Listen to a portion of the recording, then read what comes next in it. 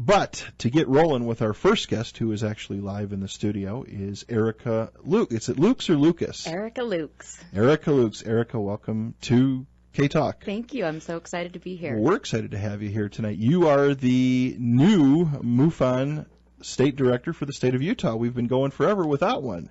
You know, I am so excited.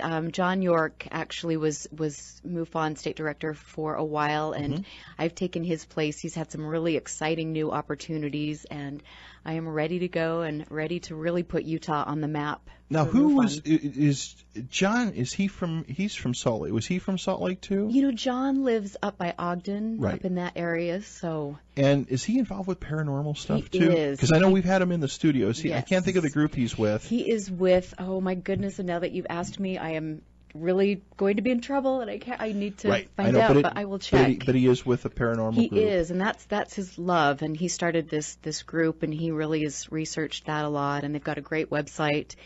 And then he's just a really smart, genuine guy. So yeah, I had him here. We had him here on the show. I'm going to say it was a year or two ago.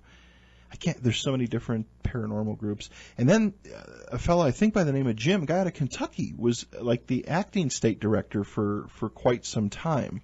You know, we had Max Mitchell. Max Mitchell, that's it. Yeah. Because when I called him, I never realized that Max actually was it Kentucky? It was Tennessee. Tennessee. Yeah, I didn't do enough homework, and when I had him on, we were talking about places here, and then he said, "Well, I'm just a figurehead. That's all, really."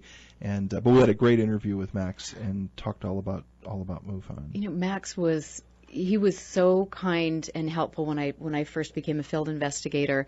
He has so much knowledge, and he's been researching this subject his whole life, and so we'd spend an hour on the phone a couple times a week, and he was love. And I can't say how much I love the people I'm working with at MUFON. I just got back from the International Symposium. Okay. Everybody I met, they were all kind, incredibly intelligent, and really accepting and helpful. And to me, that was just the icing on the cake. And I knew that's why I wanted to be a state director, because I'd have help, and and it's a wonderful thing. Well, and it's I know I'm not a ufologist. I definitely have a interest in ufology. Otherwise, I wouldn't be doing this. I kind of call myself a researcher's researcher, because I've had the honor and privilege to have so many of the great ufologists on the show over the past several years. And it's interesting that at the end of the day, it kind of all interconnects together, and found out so many different things. Probably the interview that I had that I really learned quite a bit from was we had Stanton Friedman and Frank Frascino Jr. on. Oh, wow. Together, in all the stuff, all the 1950s, the DC reports and stuff. And a lot of times I think that, different people seem to, of course, Stanton, while he covers a wide range, Roswell is still his pride and joy. And Frank, of course, the Braxton the monster, the Braxton monster, I think is what it is, what Frank does. Yeah.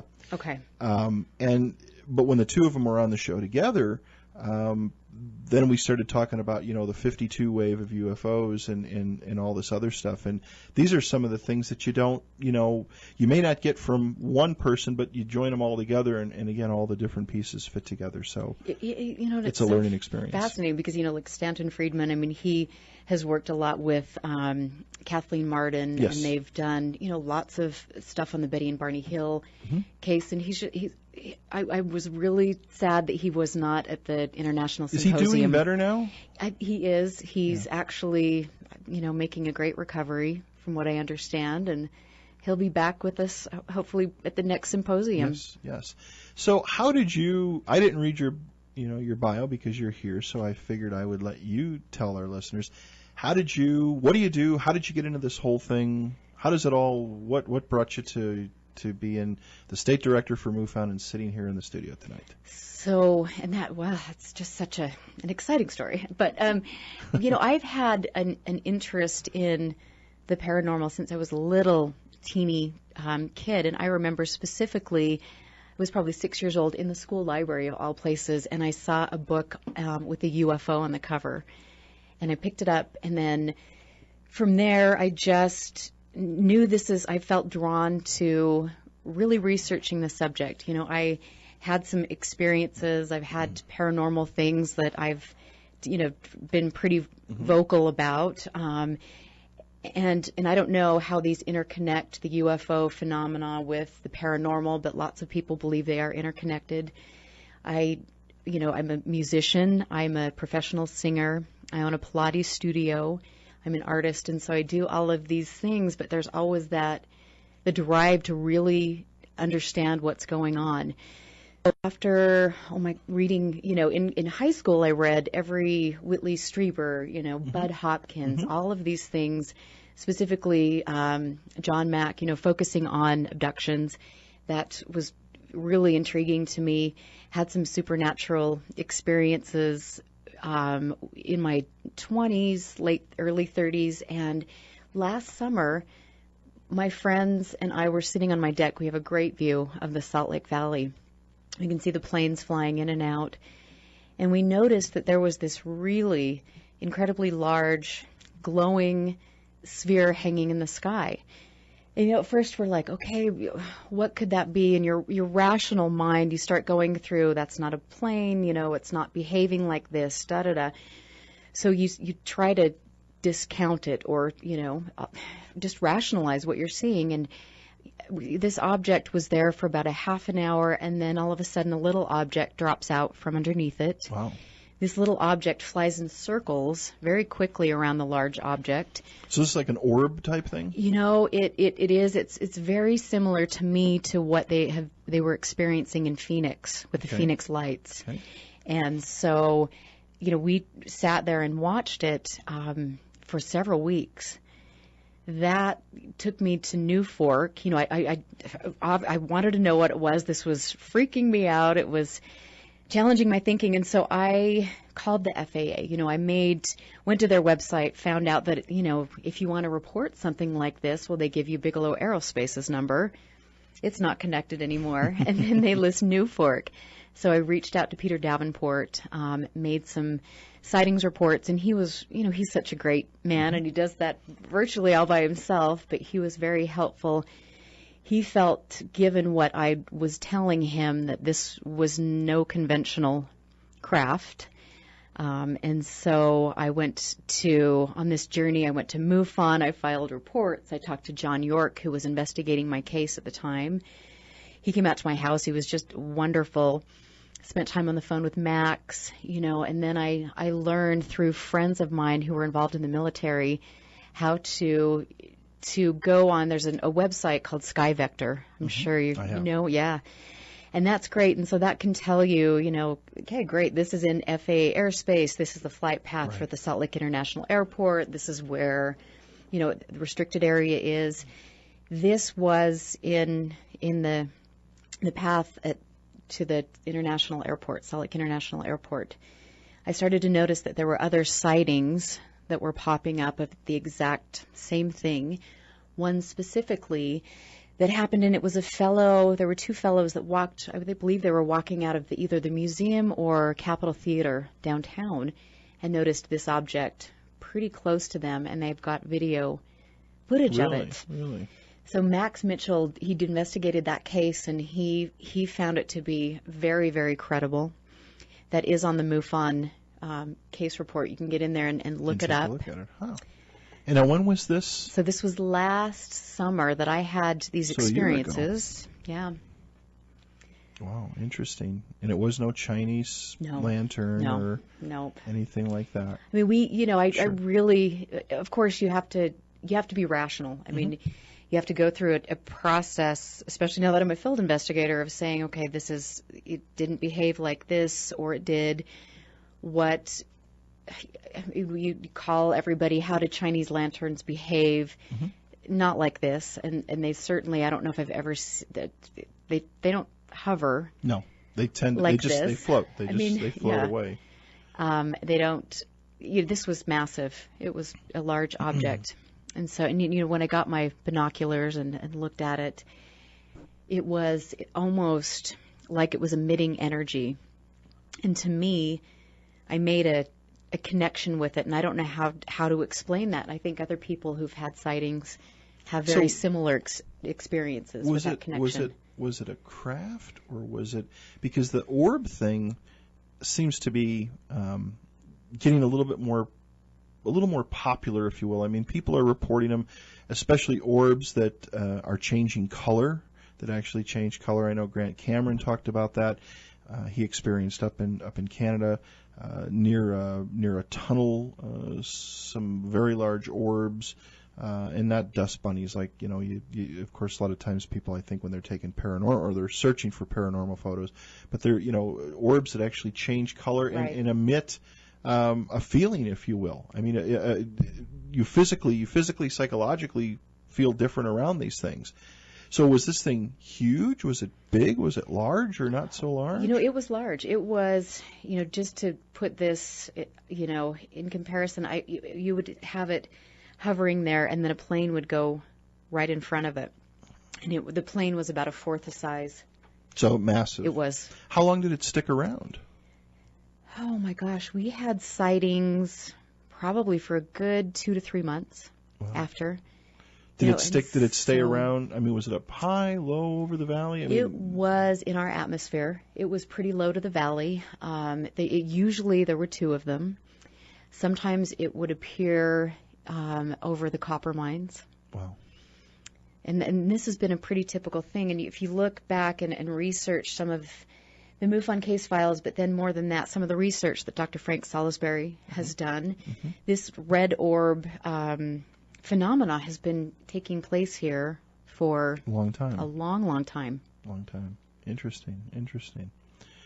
So, and the subject of ufology, I think it is a touchy subject, because not that many years ago, to talk about this kind of stuff, people thought, you're crazy. Yeah. And I think what MUFON has done, and a lot of different organizations have done, is they've stepped it up quite a bit.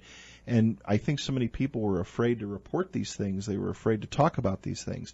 And now we're getting people that are coming out and stepping forward. I still think mainstream media kind of puts a little bit of a thing to it. I know here, was it maybe a year or so ago, I'm sure you've seen you going through all this stuff, down in the Provo area. I think it was Fox or one of them went down there, and they were filming these lights, and at least they gave the people the acknowledgement that there was something there. They showed up down there. And then, but then the newscasters were both kind of snickering about, oh wow, what's that? Another flying saucer. So it is sad that it kind of loses its credibility. They tend to make a light of it all the time, and that's kind of sad to see that happens. It is sad, and the keynote speaker was George Knapp at the MUFON Symposium, and he talked about that, and I think everybody in this that knows about this subject knows that he's been a very loud, credible voice in ufology, and he is an anchor in Las Vegas. Right. He wrote a book about Skinwalker Ranch. But he was very candid about the fact that this has been hard on him, not especially from a professional standpoint, and he still has people, even at his station, that kind of make light of it, or make light of it, a little call standoffish. George on this one, sure. But then they also know that he's such a credible person that lends credence to what he's uncovered, and so hopefully slowly we'll start seeing that. I think Larry King was great to have all of these ufologists on and lend a voice to that, and so people are slowly but surely. Well, even Bill Nye. Bill Nye has been such a debunker, and I've actually on Facebook I subscribe to his. I think it's Planetary Society. Now he's talking more. Well, because NASA has now stepped up and said they believe life exists elsewhere, and I mean, so these big agencies are starting to come out and say, look, maybe we better give a little closer look at it. A lot of the debunkers and the namesayers, they're kind of. They're stepping up a little bit, and they're changing their tune just a little bit. Well, that's good, because I know that lots of them don't like to be proven wrong. Right, exactly. They're going to jump on board sooner or later. And I always have to laugh when I look at people who are skeptics, and most of the time skeptics don't really have any knowledge to begin with, or debunkers, and so I say to anybody that scoffs at this topic, spend an hour researching it, just an hour. You have more eyewitness testimony, credible, trained observers that have witnessed this phenomena. Why wouldn't you believe it's happening? Right. You know, so. So if we could talk about MUFON a little bit, how does it work now that we have somebody here, a placeholder in Utah with you taking this on? Let's say somebody sees something and they want to report it. Obviously, there is a MUFON site up for Utah, and there will be a new one up hopefully shortly. Right.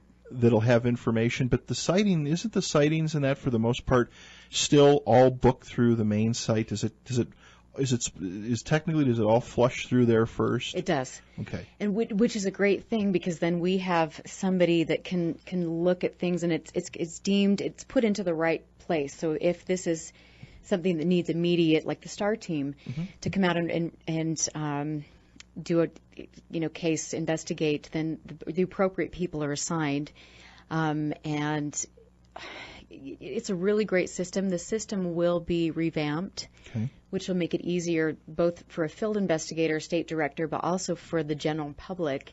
It's not so overwhelming when you go there to make a sightings report. It'll also, if somebody's not a trained observer, it will help kind of walk them through the process. Does it take? A bit easier. Can you put pictures and stuff in there too if you capture stuff?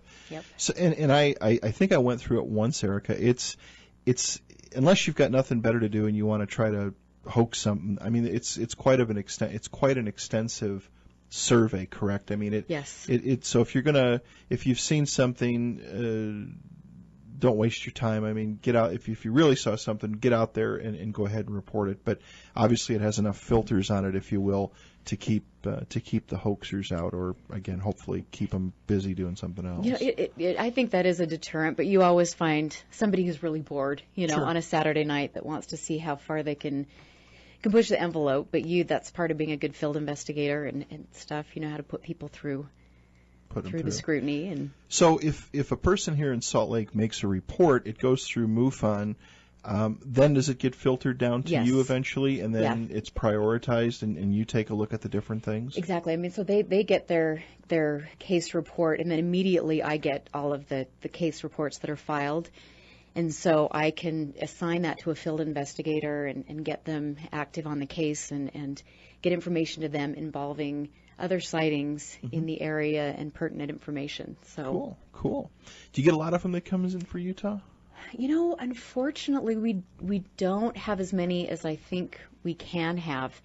The thing that has kind of struck me in this situation, since I've, kind of come out of the MUFON, the UFO closet, so to speak, I'm having people contacting me. I mean, friends of mine that are saying, I had a sighting 10 years ago.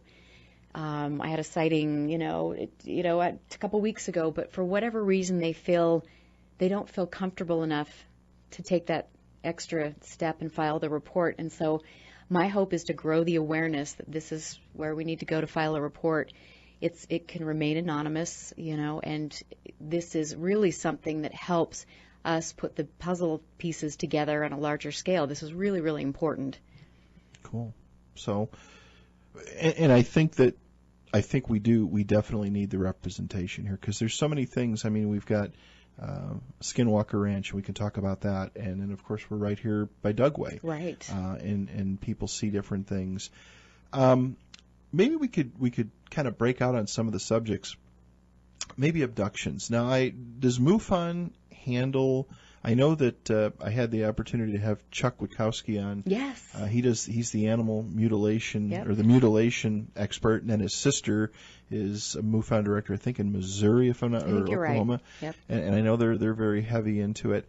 But MUFON's kind of broken out now. Do they have a group that specializes in people that claim to have been abducted? They do. I mean, they have a board, in Kathleen Martin is head of that board, and there are about 6 people on that board, and they are very, they're trained either hypnotherapists, they're trained medical professionals. I mean, these are really people that have been researching this for a long, long time, and so they're very sensitive to this sort of thing. Sure.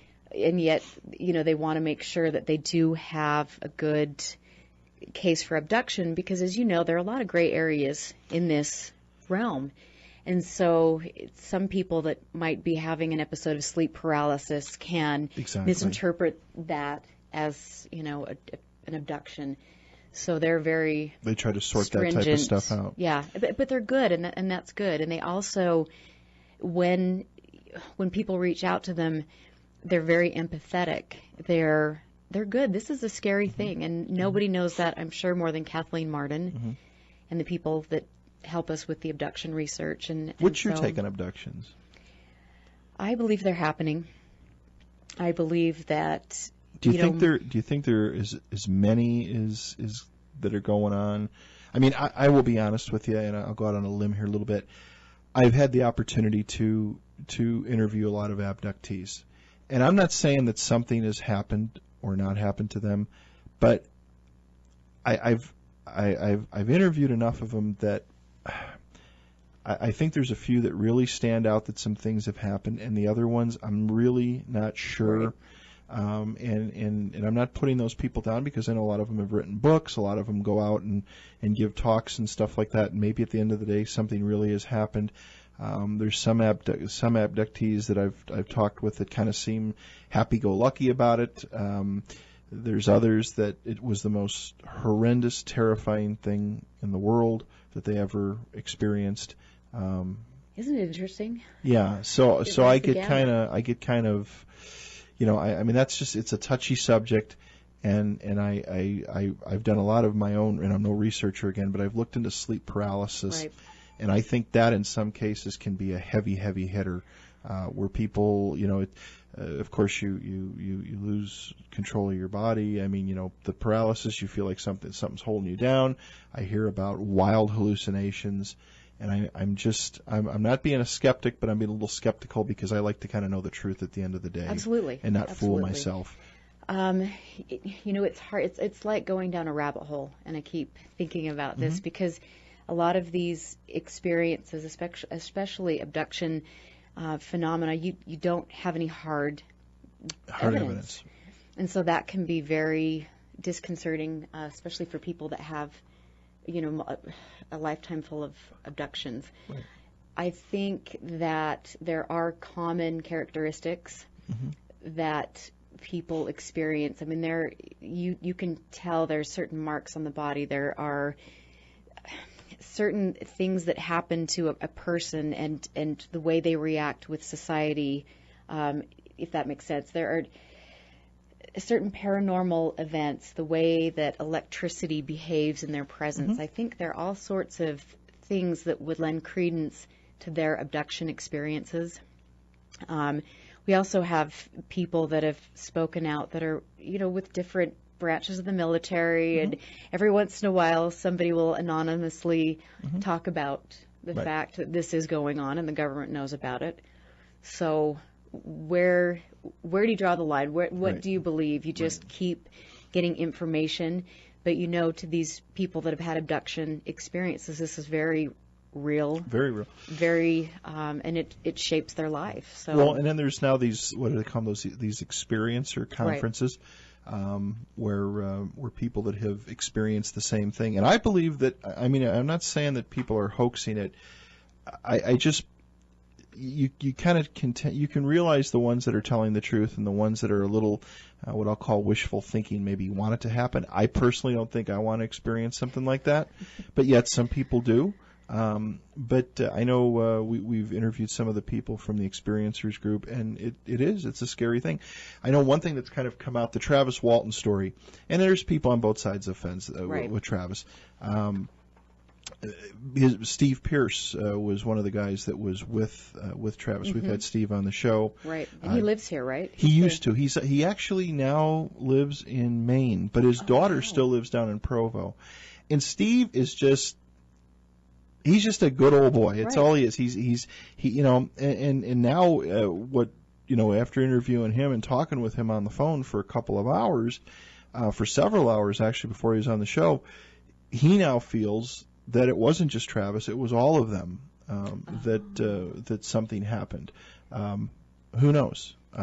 He has a new book that's coming out. He actually reached out to me again. He wants to come on the program again, and we'll have him back on.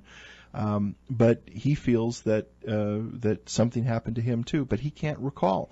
He's gone. Yvonne Smith, I believe, has done the the regression therapy with him. I believe it is her, or was it Barbara Lamb? I don't remember, one of the two.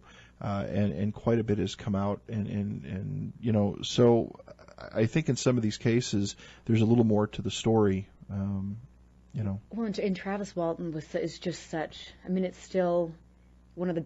It probably is the best abduction case next that to the we Betty have. Barney Hill. Right. Right. I mean, those are the top two. And Travis, from what I understand, has been so deeply affected by this, and he, I'll hear him speaking, and he, it's like, why would I make this up? Why would I ever want to do this to myself and spend my life like this? This was so traumatic, and so, I mean, that happened. To me, I don't think there is a question that Travis Walton was abducted. Did you have he's one guest I have been chasing for years, and I can never pin him down to get him on. But I know he's very busy, and I know he does a lot of conferences and stuff. And I also understand that when he's away from that, he likes to just be left alone. Right. So I can understand. But my understanding is, I know the movie came out, and isn't he in the process of, rewrote his book, he redid his book, Fire in the Sky, and I think he's pushing to get kind of more of the story told, take a little bit of the Hollywood out of it, and put a little more of the reality into it. That's what I've heard as well, because as much as I think he was probably grateful to have that exposure, I think, like you said, there were discrepancies in the way the story was told, and he feels that's important, from what I understand, to get those out. Get those things out there. Yeah. Well, in the Betty and Barney Hill case, after actually Marlene was Kathleen Marden was one of our first guests years ago. We had her on for a couple hours. What I didn't realize, in reading the book in the Betty and Barney Hill case, that craft actually chased him down. I mean, it was not where he he got out and through the therapy, the regression therapy, but that craft, at least the way I read the story or the book, was somewhat aggressive. I mean, it tipped up towards him and stuff. It was whatever was in there was determined to get them in. Right. And I believe even he tried to run away from it, and it almost kind of chased him down to some degree. Little things like that you don't hear until you read the book, and kind of a scary experience. And at that time in the 60s, first of all, a biracial couple. Oh my goodness. To go into the public view, and talk about this, that was some pretty heavy duty stuff. It was, and it affected them, obviously, their whole lives. I mean, it's so mind blowing, and people didn't talk about it, and the government was trying to keep it quiet, and really at that point discrediting people when they spoke out about it. And that's, I don't think anybody that really, I mean, maybe there are a couple exceptions to the rule, but people don't get into this because they want to make a good living, or they want to have a certain amount of recognition. This is because of a personal experience more often than not, and it takes a lot for anybody to come out up. and talk about it. So now, does MUFON, with their abduction team, well, now Kathleen is heading that up, so is she there kind of playing a figurehead position as far as when people write in or call in and say they've had an experience? She walks through that with them. She kind of tries to gather enough information up so she's able to help them out. So she has, and when an abduction case comes in, that will be fielded to the abduction team to research that. And then, if it's something they try to give, like if there's somebody that's very good and approved by MUFON, then they can send that person for regression, kind of guide them on their path, send an investigator in to investigate. And so hopefully with them, they work through the state directors to get the appropriate investigation done. So you would even get involved with that potentially. Interesting. Yeah, I think things are happening to people, and I think when they if something does happen, to walk into the police department and say, hey, I mean, they're going to, probably going to drug test you to see what you're on, and then Right. maybe lock you up, or send you up to McCady or something like that for psych evaluation. I mean, Absolutely. I mean, and I think a lot of people, that's even happened to them to some degree. I would be willing to bet. You need people that can be able to handle it. We've got to take a couple minute commercial break tonight. Our guest, Erica Lukes, we're so honored to have her here tonight. She is the new state director of MUFON for Utah. So we finally have somebody here of power in MUFON, and not somebody on the other side of the country. And I can tell Erica's going to try to pull things together, and we'll help her in any way we can. If people have had sightings, go ahead and file a report to MUFON. All right, everybody, welcome back to the Fringe Radio Show. Tonight, our guest in studio is Erica Lukes. Again, Erica, thank you for giving up your Saturday night and spend a couple hours talking about MUFON and flying saucers and abductions and everything like that. All the good stuff. All the good stuff. So we talked about, which 40 minutes went by so quickly, we talked about abductions. One thing that I've read a little bit about, and maybe you could give a little bit more clarification, the STAR team. Now, maybe I'm misunderstanding it, but my understanding is the STAR team put in place for a landing, if you will. Yes. Yeah. Okay. So maybe walk us through that. So let's just say that tomorrow, this big spaceship hovers over Salt Lake City, lands, and a bunch of little people come out.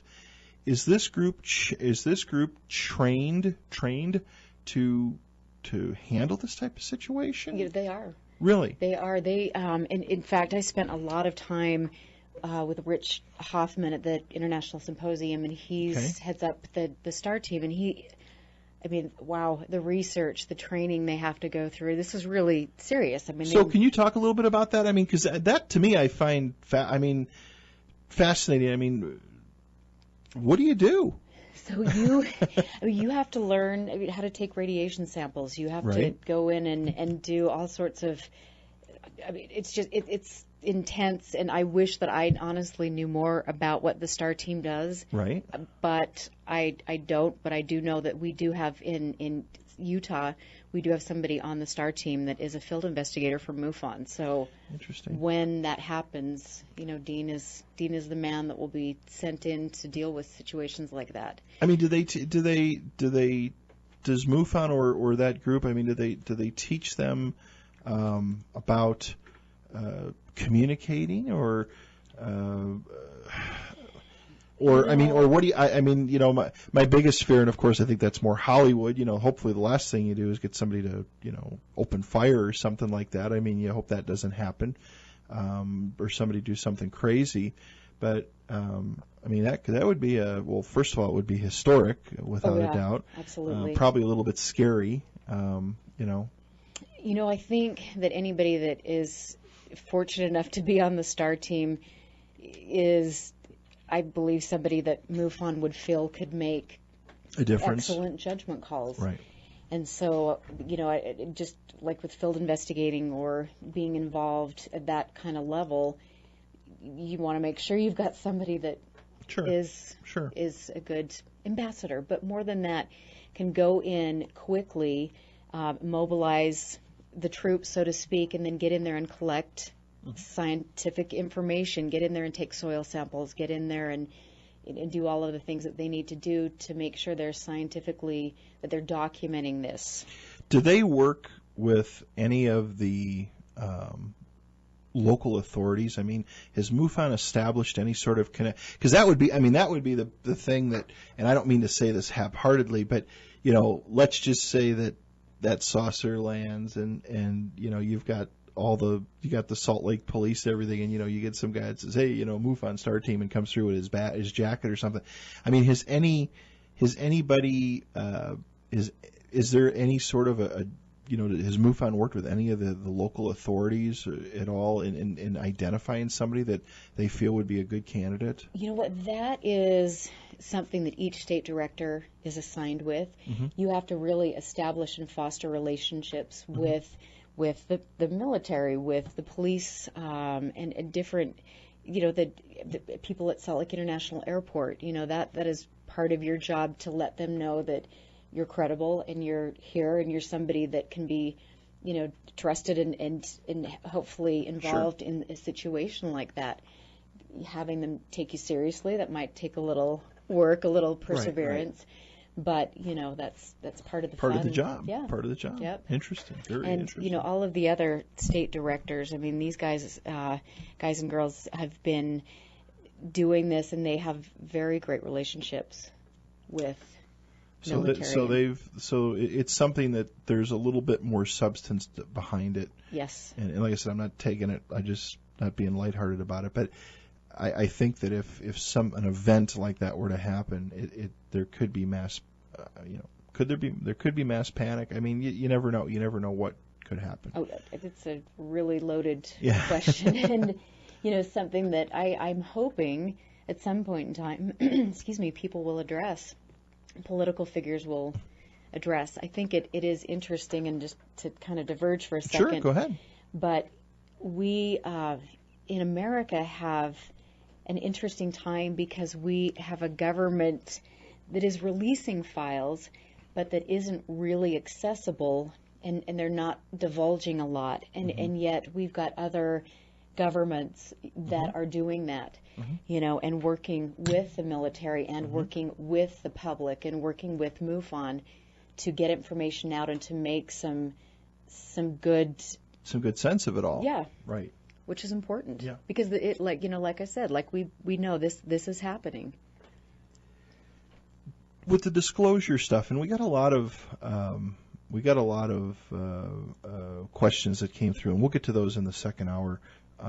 But with disclosure, Merrill Cook Yes. went to Washington. He actually used to be here at the studio quite a bit. He actually did a show here years ago at K-Talk. That's I right. met him here in the hallway several times, and I need to get him back. It was hard to get him here on a midnight shift, but maybe we get him here on a Saturday night.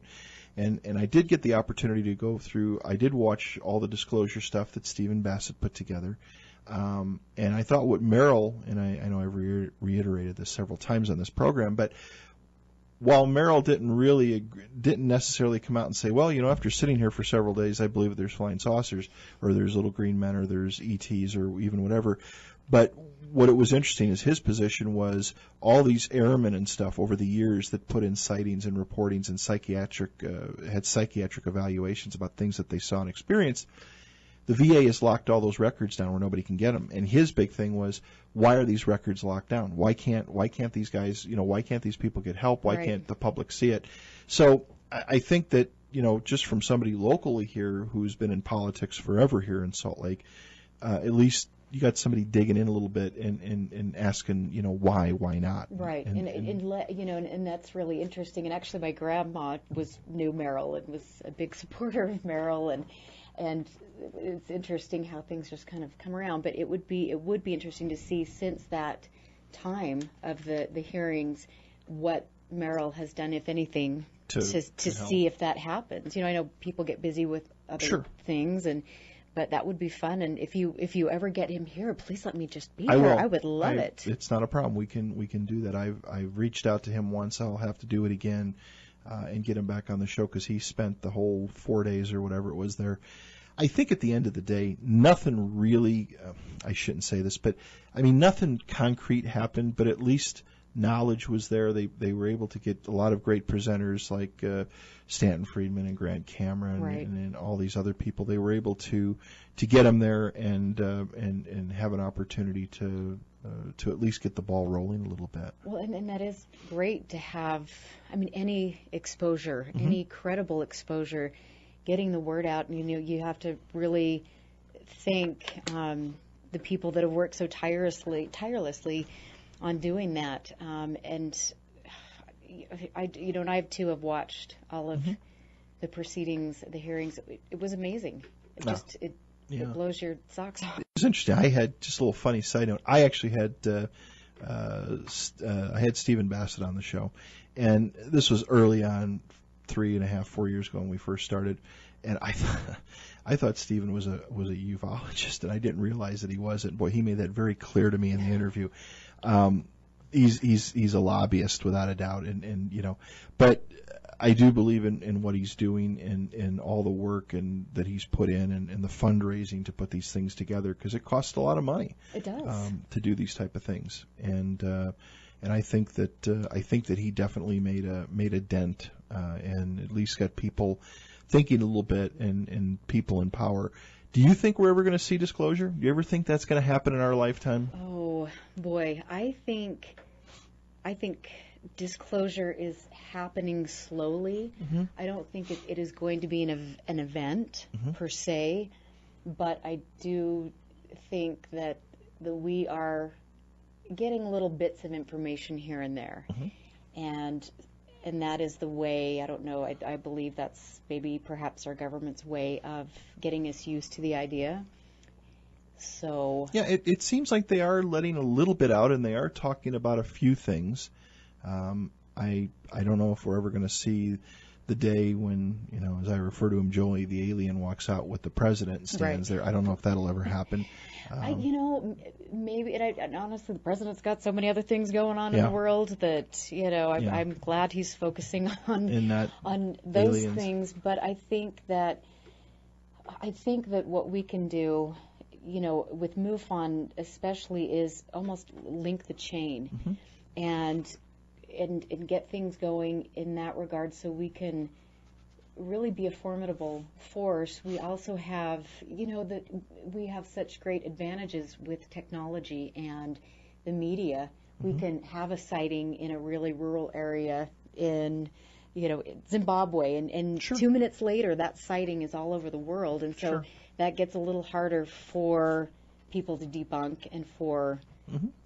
people. No, I agree. So I think that's a really wonderful thing happening. It's moving the right direction. It is, and like the Phoenix Lights. I mean, those things are happening over major cities. I mean, these Mm-hmm. things are happening. Mm-hmm. People, the governor of the state, wanted this to be looked into. Things are happening. I believe I'm hoping. I mean, that would be great. Well, yeah. But, no, and I know that you brought a lot of books and notes and stuff, so on the second hour we'll talk about what you'd like to talk about, anything that you would like to cover. Great. I don't do any scripting, and we did get a ton of questions that came in for you, so we'll go ahead and get to those. Now, MUFON is a all-volunteer organization. Yes, it is. It is. So if somebody here in town wants to help you or work with you, can they just contact you through MUFON? Or, yes. Okay. Yep. Even if it's someone that just wants to reach out and give a little volunteer time, and then do you train field observers? I mean, is that a training process or? So if you wanted to do the field investigation Field program, investigator. yes, there is it's a pretty intensive thing, and then we can work with, we can do training here, and I can help answer any questions and different things like that to really get people up to snuff on the field investigating. Any volunteers. I mean, we're reaching out. I just appointed Marley Spenlove as Mm-hmm. Assistant State Director, and anybody in Utah knows Sure. what a wonderful She is. person she is, and she can get everybody rallied together. She great. opens her home up once a month and Oh. brings in different people, and She's so fantastic. She is. So I'm hoping with her help, we will really get some good volunteers, and we can get the exposure that we need to let people know this is the Mm-hmm. place to go. Please contact me, contact us. We're here, and come to our meetings and find out Are about you going to it. start having meetings in time, you think? We are. We're actually having a meeting at the end of the month, and Okay. Marley has put that together, and we're going to get that going with her. And then we're hoping, like we were just talking about, since Grant Cameron's going to be in the area, Right. In maybe November. we can all get him out here. Ruben in Los Angeles, in the Northern California, MUFON has a really great thing going where he can get people up and to do Skype. So you can have somebody halfway across the world talking and Sure. Skyping. So I think we'll do some good things with the meetings. Oh, Get that some sounds great good. Are they going people. to be at some easier to access places, libraries and stuff They like that? will be at Okay. the library. We might have them at the Mill Creek, the Holiday Library. Okay. So good. So we will have that on our MUFON website. Sounds MUFON cool. Utah.